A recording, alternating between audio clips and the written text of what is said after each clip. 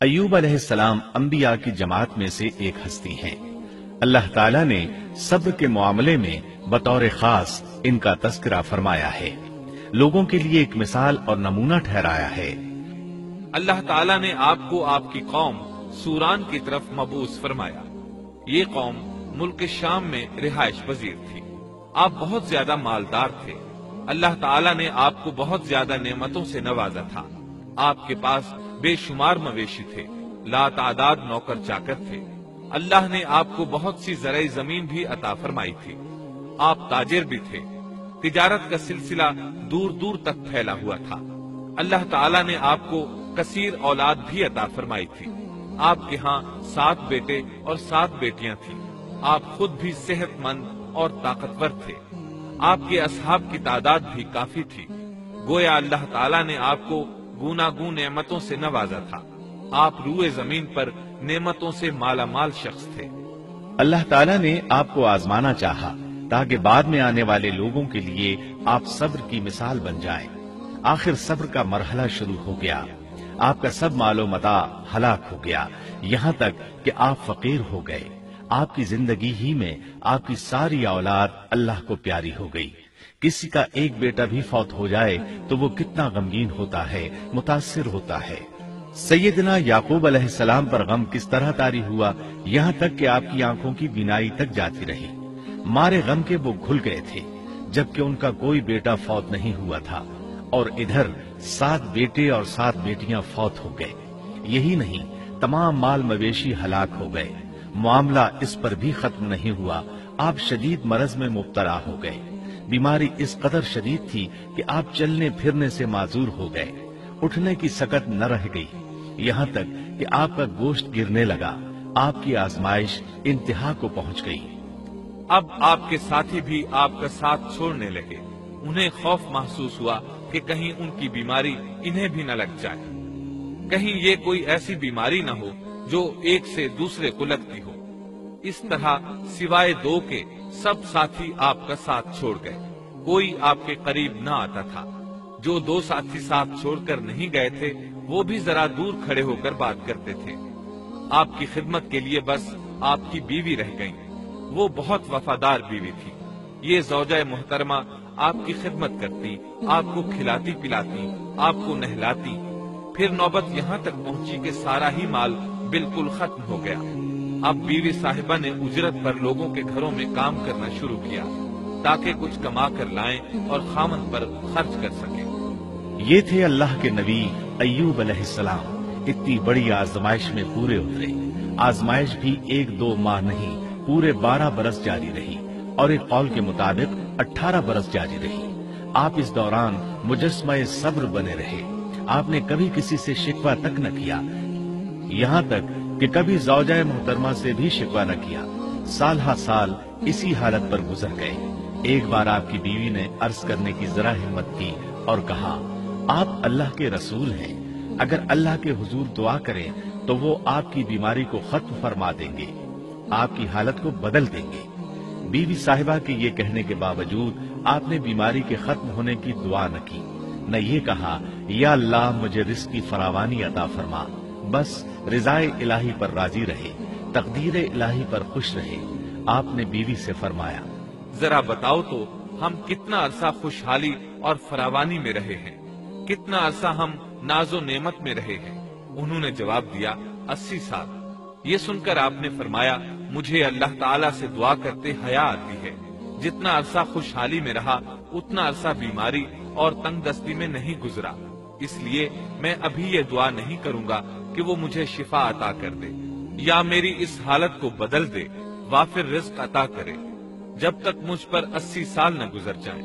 جس طرح میں 80 سال ناز و نعمت کی بہاریں دیکھتا رہا، اسی طرح 80 سال تک میں اسی حالت پر صبر کا دامن تھامے رہوں گا، تندرستی کا سوال نہیں کروں گا۔ آپ کے اس جواب پر بیوی صاحبہ مایوس ہو گئیں، اس لیے کہ انہیں تو بیماری کے ختم ہونے کی اور اچھے دنوں کے دوبارہ آنے کی امید تھی۔ آپ کی بات سن کر وہ بولیں، تب یہ آزمائش کی گھڑی کب ختم ہوگی؟ چونکہ اس بات سے اللہ تعالیٰ کی ناشکری ہوتی تھی، اس لیے ایوب علیہ السلام ناراض ہو گئے۔ انہوں نے اللہ کے نام کی قسم کھائی کہ اگر اللہ تعالیٰ نے مجھے شفا عطا فرمائی تو میں انہیں 100 کوڑے ماروں گا۔ دوسری طرف نوبت یہاں تک پہنچی کہ لوگوں نے آپ کی بیوی صاحبہ کو کام دینے سے انکار کرنا شروع کر دیا۔ ان کا خیال تھا کہیں ان کے شوہر کی بیماری انہیں بھی نہ لگ جائے۔ وہ سمجھتے تھے کہ ایوب علیہ السلام کی بیماری چھوت کی ہے، لہٰذا یہ بیماری ان کی بیوی کے واسطے سے انہیں بھی لگ سکتی ہے۔ جب معاملہ یہاں تک پہنچ گیا تب آپ نے ایک چھوٹی سی بات کہی، اس میں بھی کوئی واضح دعا نہیں تھی، جبکہ اس وقت سے بڑھ کر دعا کے لیے کون سا وقت ہو سکتا تھا۔ آپ کی اس بات کو اللہ تعالیٰ نے قرآن مجید میں بیان فرمایا ہے۔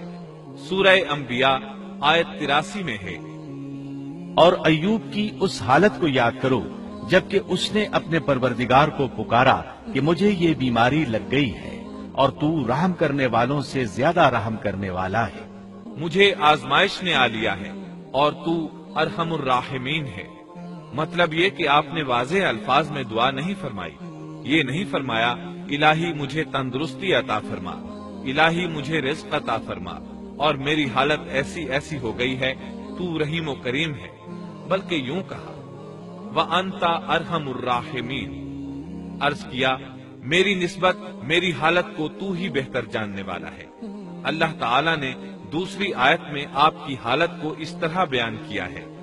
سورہ صاد آیت 41 میں اللہ تعالیٰ فرماتے ہیں، اور ہمارے بندے ایوب کا بھی ذکر کر جبکہ اس نے اپنے رب کو پکارا کہ مجھے شیطان نے رنج اور دکھ پہنچایا ہے۔ گویا آپ نے اس بیماری اور مصیبت کو اللہ تعالیٰ کی طرف منسوب نہیں فرمایا، بلکہ اللہ تعالیٰ کو اس سے مبرہ و پاک ٹھہرایا اور اسے شیطان کی طرف منسوب کیا۔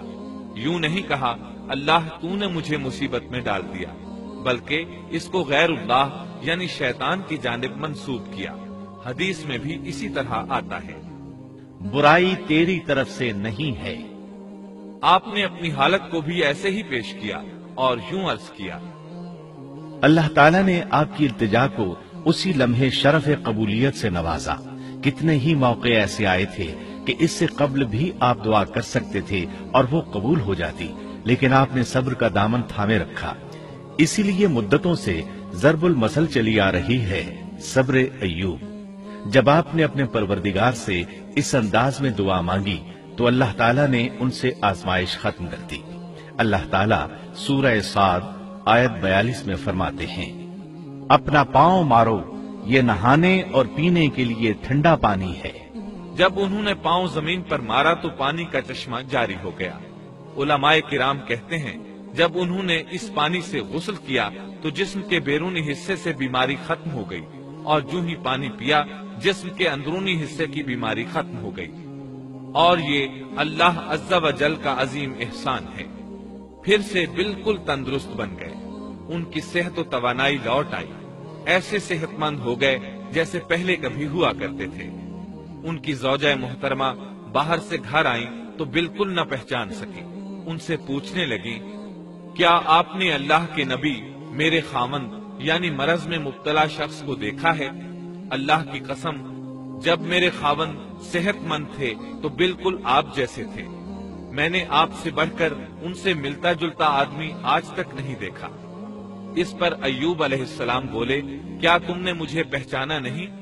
انہوں نے حیران ہو کر پوچھا، آپ کون ہیں؟ تب وہ بولے، میں ایوب ہوں۔ وہ بولی، سبحان اللہ، اس کا مطلب ہے بیماری ختم ہو گئی، اللہ تعالیٰ کا احسان ہو گیا۔ اس کے بعد اللہ تعالیٰ نے انہیں اہل و عیال کی نعمتیں بھی لوٹا دی، ان کے مویشی بھی انہیں واپس مل گئے۔ سیدنا ابن عباس رضی اللہ عنہما فرماتے ہیں، اللہ تعالیٰ نے صرف انہیں ہی اپنے فضل و کرم سے نہیں نوازا بلکہ ان کے ساتھ ان کی اہلیہ کو بھی اپنے خاص فضل و کرم سے نوازا، اس لیے کہ انہوں نے بھی اس عظیم آزمائش میں صبر کیا تھا، عظیم صبر کا مظاہرہ کیا تھا۔ اللہ تعالیٰ نے ان کی جوانی کو بھی لوٹا دیا۔ ان سے سیدنا ایوب علیہ السلام کے ہاں 26 بیٹے بیٹیاں پیدا ہوئے۔ یہ روایت بھی ملتی ہے کہ 26 بیٹے ہی بیٹے تھے، بیٹیاں اس کے علاوہ تھی۔ اللہ تعالیٰ سورہ انبیاء آیت 84 میں فرماتے ہیں، ہم نے اس کو اہل و عیال عطا فرمائے، बल्कि उनके साथ वैसे ही और अपनी खास मेहरबानी से, ताकि सच्चे बंदों के लिए सबब नसीहत हो। मतलब ये कि उनकी जवानी वापस कर दी, मालो दौलत लौटा दिया और ये चीजें उन्हें फौरन वापस कर दी थी। जिस्मानी सेहत भी वापस फरमाई और दुनियावी दौलत भी वापस कर दी। इमाम बुखारी, इमाम अहमद और दीगर मुहद्दिसीन नबी करीम सल्लल्लाहु अलैहि वसल्लम से रिवायत बयान करते हैं कि नबी करीम सल्लल्लाहु अलैहि वसल्लम ने फरमाया, जब सैयदना अय्यूब अलैहिस्सलाम गुस्ल फरमा रहे थे तो इन पर टिड्डियों की मूसलाधार बारिश होने लगी। ये टिड्डियां क्या थीं? वो सोने की टिड्डियां थीं। अल्लाह ताला उनको गुस्ल के दौरान ही उतारने लगे। अय्यूब अलैहिस्सलाम ने उनको कपड़े में जमा करना शुरू किया। इस पर अल्लाह ताला ने फरमाया, ऐ अय्यूब, क्या मैंने तुझे मालदार नहीं बना दिया? इस नए नाजिल होने वाले माल से बेपरवाह नहीं बना दिया? अय्यूब अलैहिस्सलाम ने अर्ज किया, जी हाँ मेरे परवरदिगार, लेकिन मैं आपकी रहमत और बरकत से तो बेपरवाह नहीं हो सकता। हाँ ऐ रब, लेकिन मैं तेरी बरकत से दूर कैसे रह सकता हूँ? उनका मालो दौलत सब वापस मिल गया, अहलो इयाल भी मिल गए, सेहत भी पलट आई। ये सब अल्लाह के खास फजलो करम से था और उस अजीम सब्र के सिले में था जो उन्होंने किया था। अल्लाह ताला ने उनकी अहलिया मोहतरमा पर भी नरमी फरमाई, जैसा कि सूरह स्वाद आयत 44 में फरमाते हैं, और अपने हाथ में तिनकों की एक झाड़ू पकड़ो। बिल्कुल बारीक तिनकों की एक झाड़ू लो, उसमें 100 तिनके हों, उनको इकट्ठा कर लो। इसके बाद फरमाया, झाड़ू से इसे मार और कसम के खिलाफ न कर। मतलब ये कि अय्यूब अलैहिस्सलाम ने अपनी बीवी को 100 कोड़े मारने की कसम खाई थी। अल्लाह ने ये तदबीर समझाई कि 100 तिनकों का झाड़ू लेकर एक बार उन्हें मारो और कसम पूरी करो, कसम की खिलाफ वर्जी न करो।